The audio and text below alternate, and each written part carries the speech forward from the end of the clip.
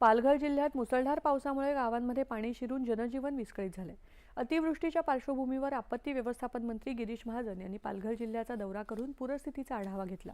प्रशासनाकडून सुरू असलेल्या मदत आणि बचाव कार्याची त्यांनी प्रत्यक्ष पाहणी केली। दौऱ्यादरम्यान महाजन यांनी जव्हार, मनोर तसंच जिल्ह्यातल्या विविध पूरग्रस्त भागांना भेट दिली।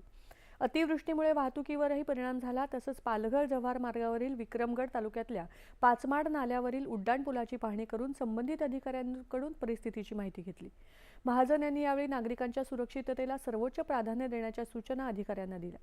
पूरग्रस्त भागातल्या प्रत्येक नागरिकाला सुरक्षित स्थळी हलवणं, जीवितहानी टाळण्यासाठी आवश्यक ती सर्व खबरदारी घेणं तसंच मदत आणि बचाव कार्य अधिक प्रभावीपणे राबवण्याचे निर्देश महाजन यांनी दिले।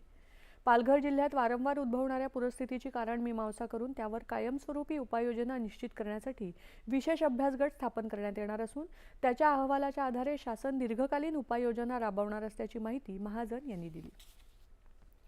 राज्यातल्या इयत्ता 11वी केंद्रीय ऑनलाईन प्रवेश